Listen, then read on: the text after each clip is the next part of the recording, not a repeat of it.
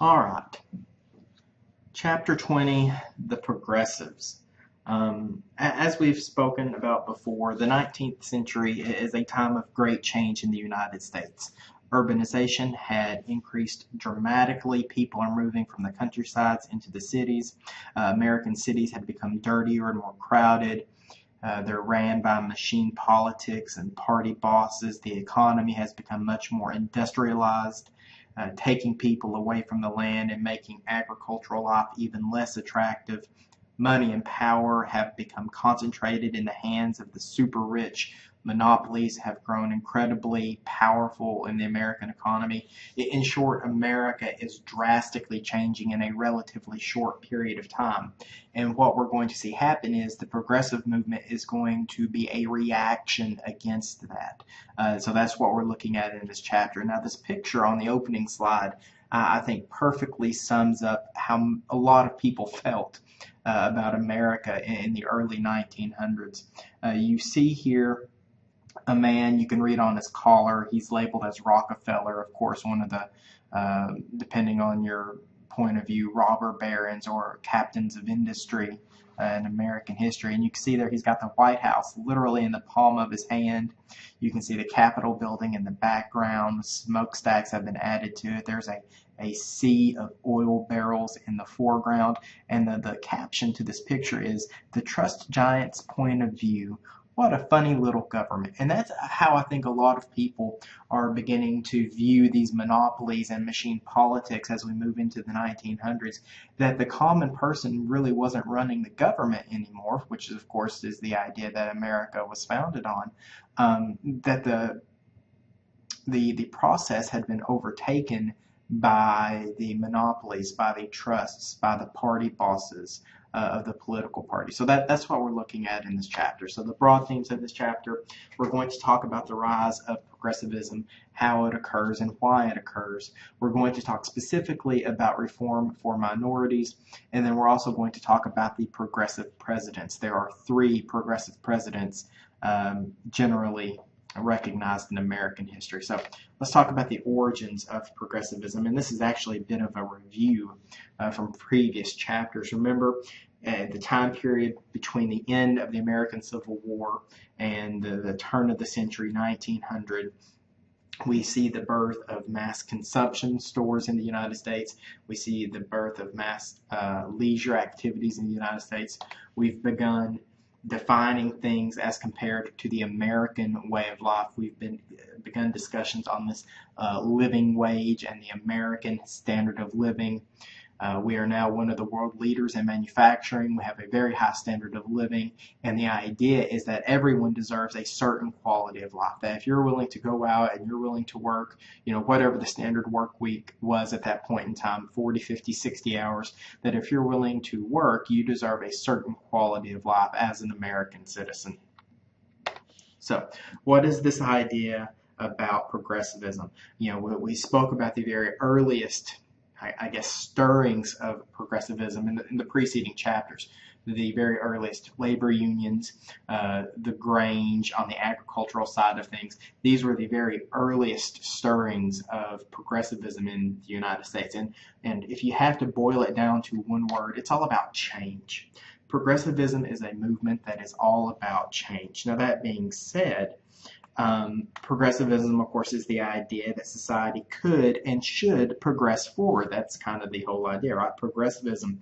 But the problem was that society had been progressing recklessly. It had been progressing, it wasn't following a standard plan, right? There was no structure to it. And without that structure, society was growing and the economy was growing and people are making money, and that's wonderful. But there's no structure to it. And so that was one of the things that people were really sort of railing against. Now, progressivism is really an umbrella term. And so what happens is lots of people sort of latch on to this idea of progressivism. Lots of people latch on to this idea that, yes, we need to give structure to society. We need to make society more efficient. A focus on expertise and efficiency is going to be a big part of the progressive movement. And so what happens is you have lots of people that identify themselves as progressives, and none of them may not necessarily agree with each other on certain things, because you have lots of people who identify themselves as progressive, but that's really a blanket term. It's an umbrella term that's applied to a lot of different movements, whether that's changing society or changing the workplace or changing American politics. So all these different things kind of get wrapped up into the idea of progressivism, and we're going to talk about several of them. The first one we're going to look at is social reform in the United States. Okay, so I think I've mentioned before that agriculture is a very boom or bust sort of business. Either you're doing really well or you're doing really badly. Well, as it so happens, as we move into the 1900s, agriculture is on one of these booms. Agriculture is actually doing a little bit better, comparatively speaking. However, things in the city, not so much. We've already spoken about urban inequalities, this dichotomy between the poor working class in these industrial cities and the super rich factory owners, right? They live side by side, they coexist maybe within blocks of one another, but yet they lead very different lives. And one of the biggest sources of inequality was the treatment of immigrants in American cities. And as I mentioned before, this is a period of incredible immigration into the United States. On average, more than 1 million immigrants a year were flooding into the United States. And as we will see, these immigrants are very often taken advantage of.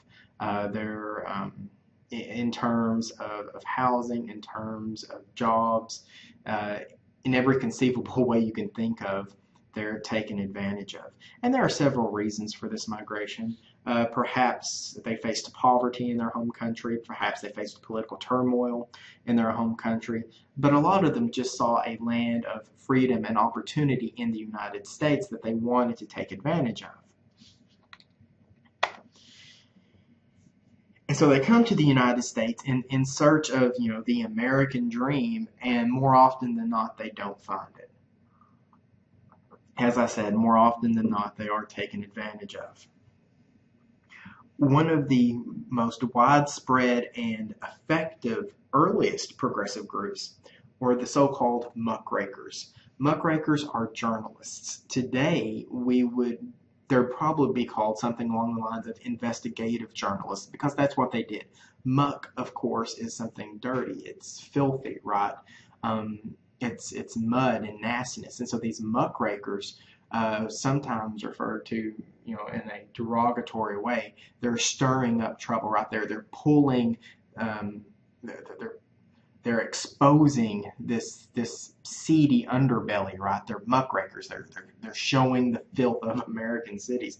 And so what these muckrakers, what these journalists would do, they would write about the deficiencies in the living and working conditions that the poor working class, especially immigrants, faced in the United States. Now, it's important to realize these muckrakers, more often than not, they don't offer up solutions. So they're not saying, here's the problem, here's how we should fix it. They're just saying, here's the problem, here are how people are living their daily lives.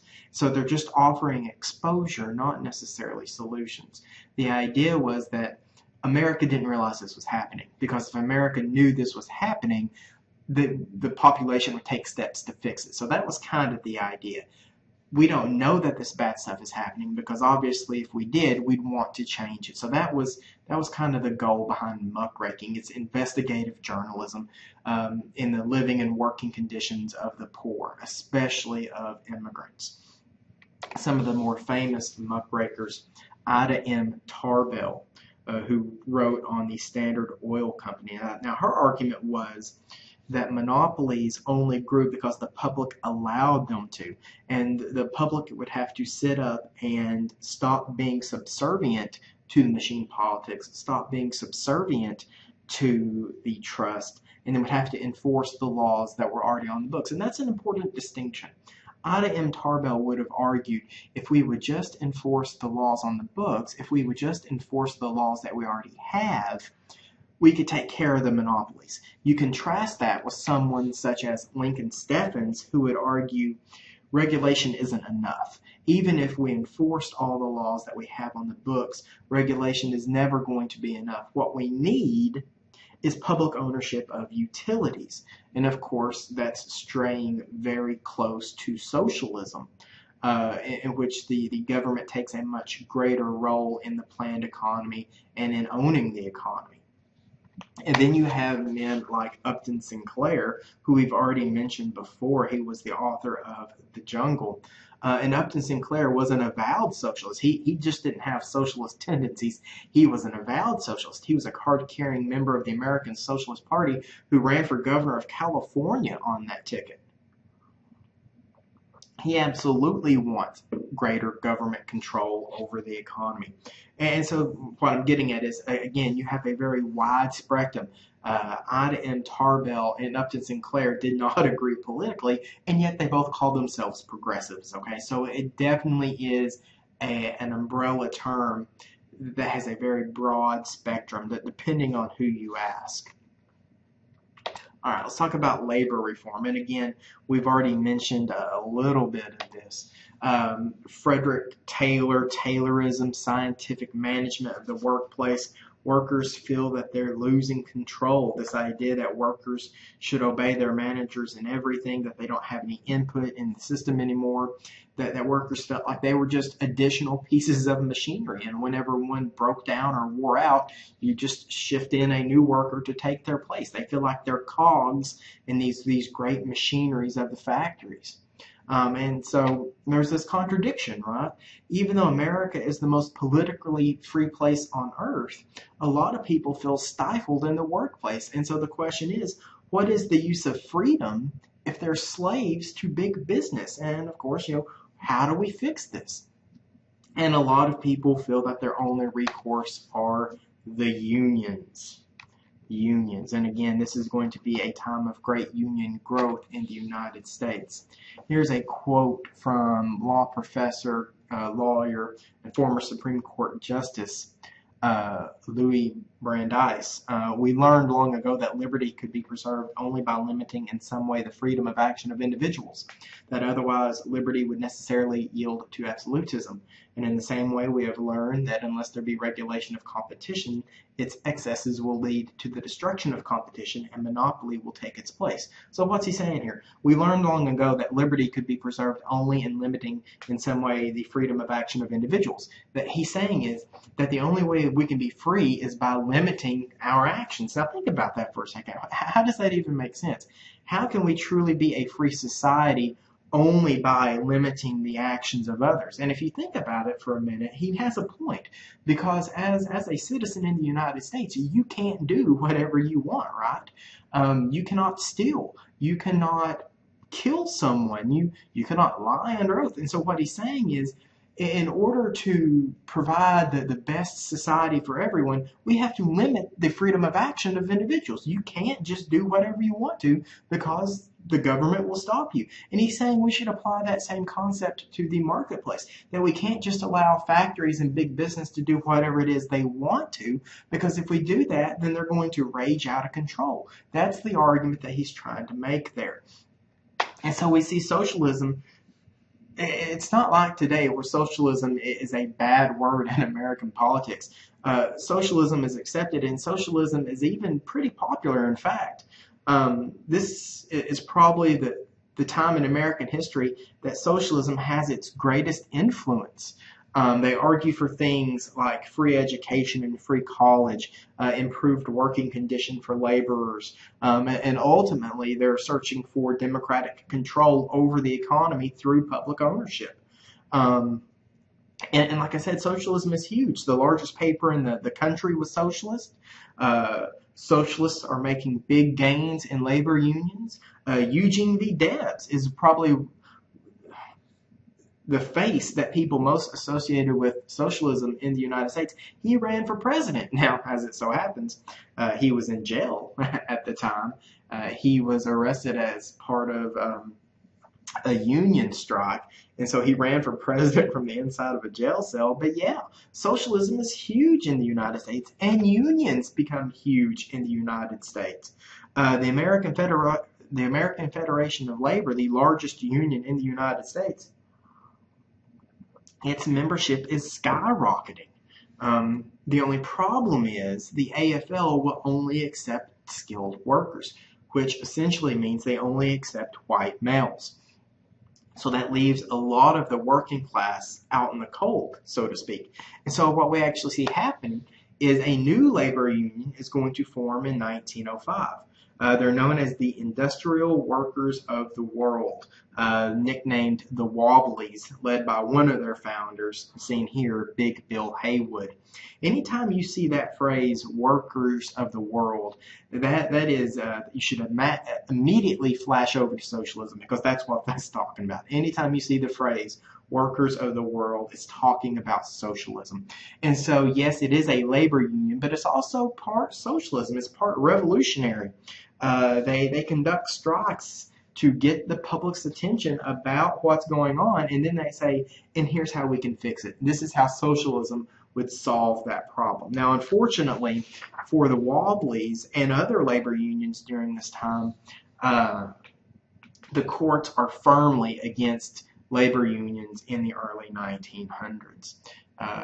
Numerous court cases, case after case, is used to curb free speech by these labor unions. The freedom to assemble, going on strike was ruled illegal.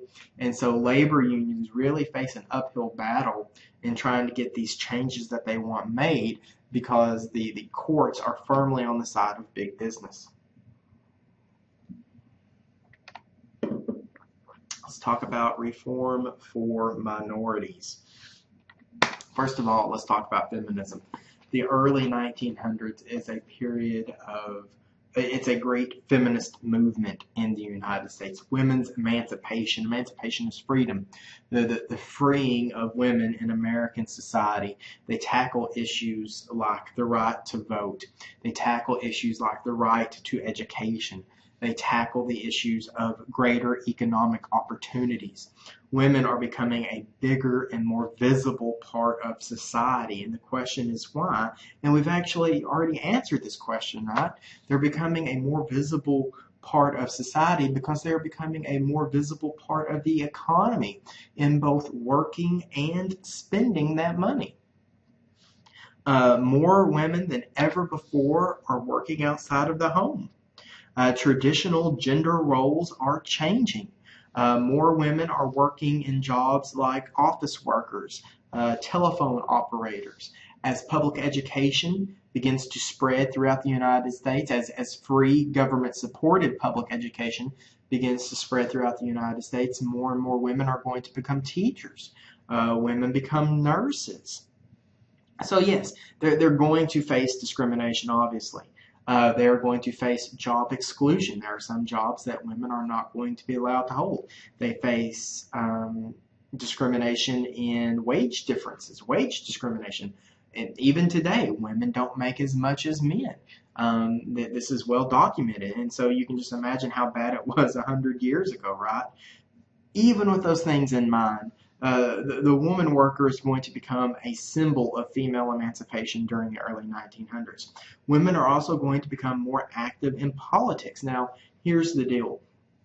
Women will not gain the right to vote until 1920 in national elections. States could pass their own laws, and several states do pass laws before 1920 allowing women the right to vote. So don't think that no woman in the United States ever cast a vote before the 19th Amendment, because that's not true. Many women in different states could vote. It's just that women could not vote nationally. That is, they couldn't vote for, say, president before the 19th Amendment was ratified in 1920. But women are becoming more active in politics, usually because they become much more active in social reform. For example, this is Carrie Nation, who becomes a leader in the temperance movement. The temperance movement is the movement to limit or ban alcohol. You can see there in her right hand, she's holding a hatchet. And she was famous for being this elderly little lady who would walk into these rough and tumble saloons and take a hatchet to the barrels of whiskey and beer. And nobody was willing to lay hands on her because she was a woman, and she was arrested several times.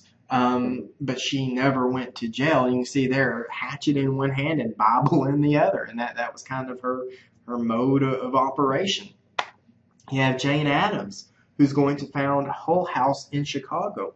Hull House will be a settlement house for immigrants, where new immigrants to the United States are helped to transition into American society and the American way of life.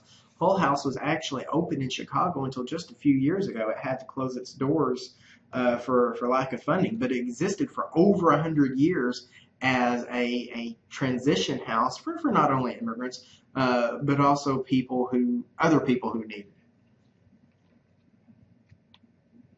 So, and eventually we are going to talk about things like the 19th Amendment, the Equal Rights Amendment, the culmination of the early feminist movement in America as we move into the 19-teens and 20s.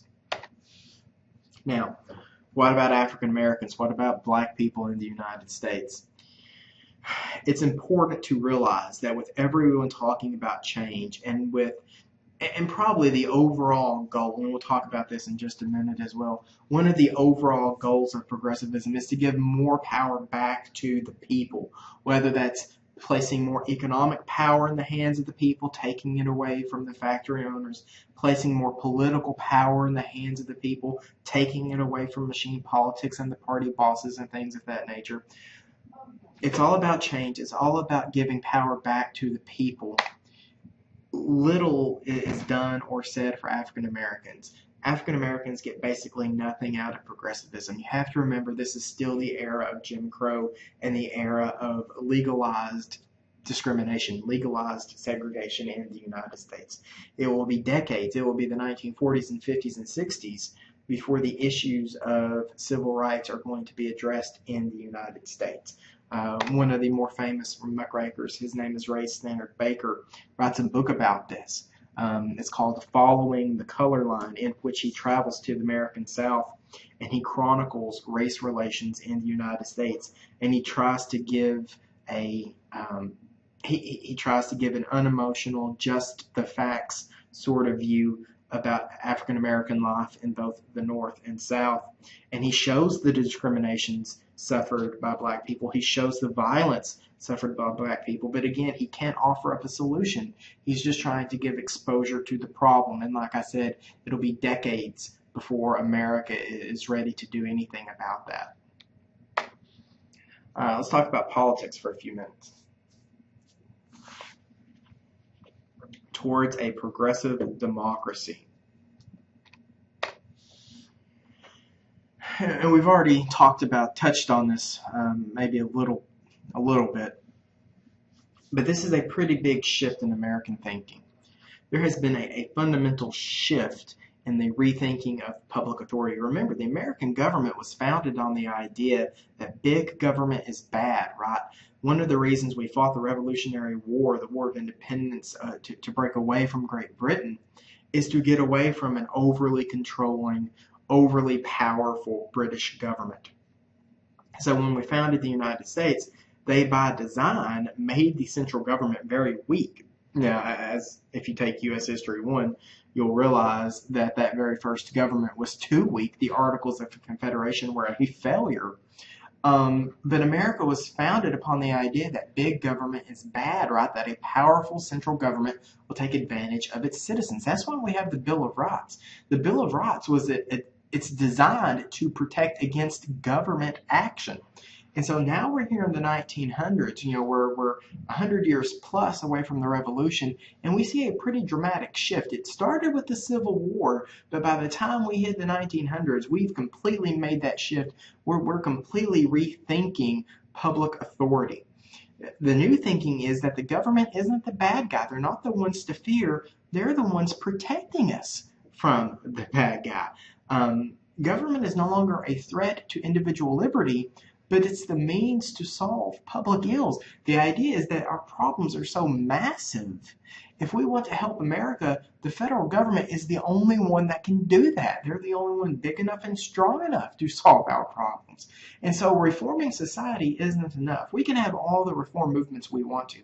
We can talk about getting rid of alcohol all we want to in the United States. The temperance movement. But that's not going to be enough. We need government help to establish lasting change. And we're really going to see the charge led by the states. It's not going to be a top-down sort of thing. Again, the federal government, by and large, it's still pretty small. It's still relatively weak. And so a lot of this impetus is going to come from the states. It's not going to come from the federal government saying, you must do this. It's going to come from the states banding together and saying, we want this. So, for example, Robert La Follette out of Wisconsin. Wisconsin was a pioneer in the progressive movement. And what we see happen is these states act as laboratories. And so Wisconsin is going to do something and it will succeed and everybody will follow their example. And then Texas will do something and it'll fail, so nobody else will try that. And so each individual state was willing to try out all these new and different things, and the things that worked, other states copied them. And so we see that Wisconsin emerges, and it will for years. The La Follette family is a political dynasty in Wisconsin. They were one of the vanguards of this progressive movement at the state level. So things we see that come out of this, things like the 17th Amendment, which allows for the direct election of U.S. senators. Remember, previous to this, people really didn't have a lot of say-so on who represented them in the U.S. Senate. Every state's 2 senators were not chosen by the people, they were chosen by the state legislature. Now, true, you did elect the state legislature, so I guess in a roundabout way, you had some input as to who served in the U.S. Senate. But this allowed for the direct election. The people directly elected and voted on their senators themselves. We see the beginnings of primary elections, or at least the first time that primary elections become really important in the United States. A lot of people began asking themselves, what's the point of having the right to vote if I have to choose between candidate A and candidate B, and I don't want either one of them? People wanted the ability to choose the candidate who actually ran. Prior to this, the party bosses, they would all gather together in some smoke-filled back room, and they would say, okay, Democrats are going to run candidate A, Republicans are going to run candidate B. And the average everyday person didn't have any say-so into who was actually going to run for office. You can see this in American presidential elections. Prior to the general election in November, each state will hold its primary election to decide who they want to run on that ticket. So all the Democrats get together and they vote on who they want the Democratic candidate to be, and all the Republicans will get together and they'll vote on who they want the Republican candidate to be. So the primary elections are electing who's going to run in the general election. We see things like the initiative. The initiative is a law that is put forward by the people. And what I mean by that is, average everyday citizens, if you see a need for something in society, you can write the law to fix that problem. If you get enough signatures, you can take your law to the state legislature and say, hey, this is a law. I've got a number of people to sign off on it. I want you to make this law a reality, and they'll vote on whether they want to do that or not. But it is initiated by the public. It's not a state legislature who says, I think we need this law. It's just the average everyday person has the ability to say, here's a problem, here's the solution.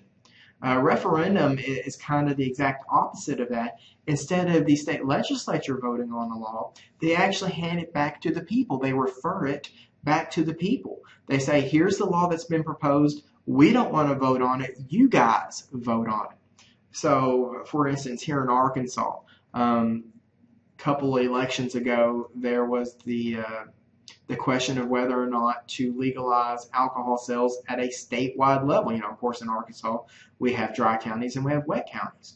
A bill was put forth. Do you want all of Arkansas to be wet? And everybody voted on it, and it was defeated. But it was referred back to the people. The vote on medical marijuana, right? The legislature isn't voting on that. They're giving that question back to the people and saying, we want you to decide for yourselves. So again, it's the idea of putting more power, in this case, political power, in the hands of the people. But we also see steps backward. We also see disenfranchisement, that is losing the right to vote. With the fall of machine politics, we see the rise of interest groups. We also see the falling of voter turnouts without machine politics literally bribing people to vote, right? They're trying to buy votes, getting people to go out and vote for who they want them to. People just stopped going to the polls. And this is really the beginning of low voter turnout in the United States. It started at the turn of the century and it's just declined ever since. All right, let's talk about progressive presidents. And the first progressive president is going to be Teddy Roosevelt, even though he hated the nickname Teddy. He would much rather, all right, so fine.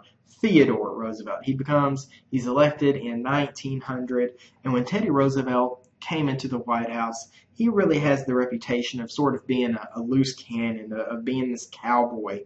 He was this fiery state senator with a loud, booming voice and quick temper. He was a rancher out west who literally, would get up a posse to go catch the bad guys. He was the New York City Commissioner. He was the Assistant Secretary to the Navy who resigned his commission to go fight in the Spanish-American War, right? So he has this reputation as sort of being this radical guy who does what he wants to. And that's not true. I'm sorry, I said he was elected in 1900. That's not true. Bill McKinley, after Bill McKinley is assassinated, Teddy Roosevelt becomes president. And even though a lot of people portrayed him as a radical, he was truly a moderate. Lots of people like to paint him as a radical, but that's not true. He was a moderate. For example, he has the reputation as being a trust buster, that is, someone who attacked these monopolies. And in reality, Teddy Roosevelt didn't have anything against monopolies. He felt there was nothing wrong with the concentration of power in one company. That's sort of the natural progression of things. If you're good at your job, more people will buy your product, and so forth. It's just the way that the economy worked. What went wrong was when that powerful company began abusing its workers and customers.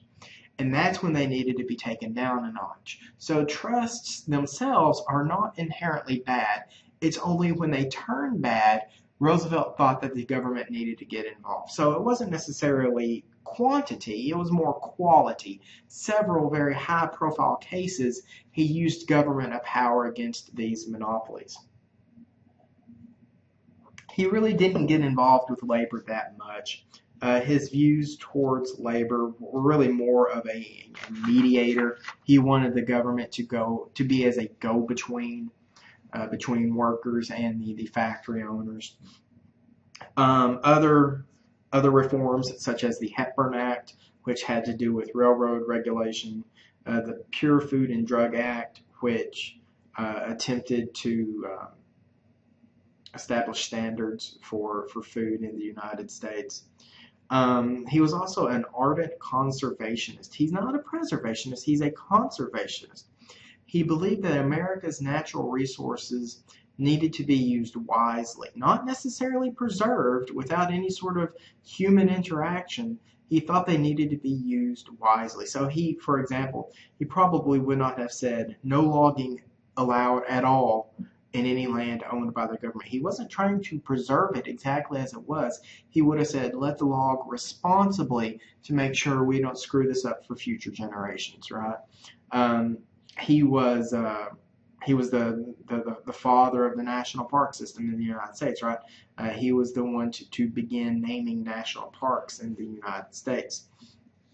So he became president in 1901 after Bill McKinley was assassinated. He runs for re-election, wins easily in 1904.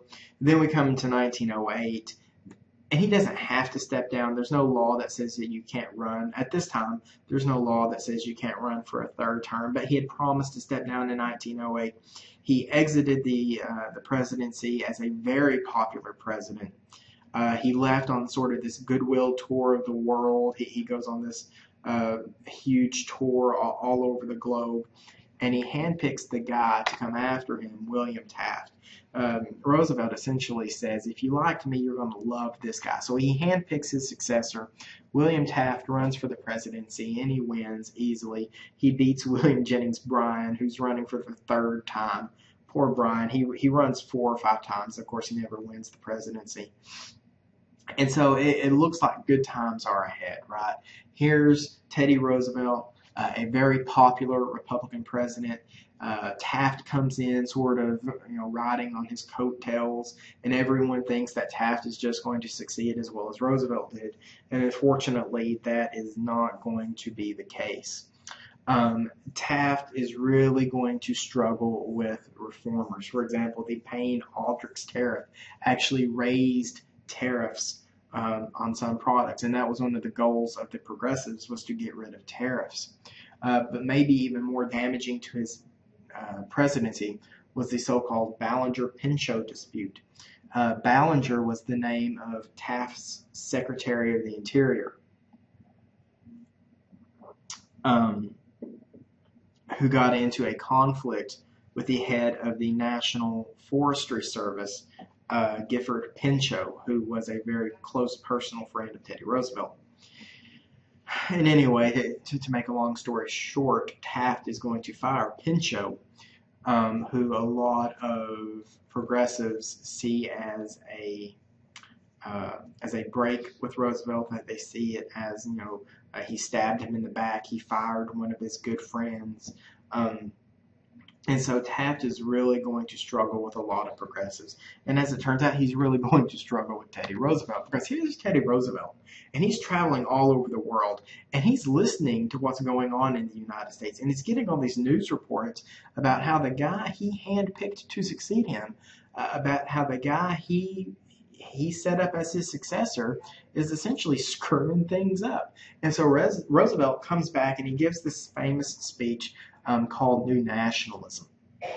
And this is kind of a departure for Teddy Roosevelt, because he's always been a moderate, and New Nationalism is really a move towards the left for Teddy Roosevelt. It's slightly more radical than what he had been willing to commit to before. He wants to get the government more involved than he had before.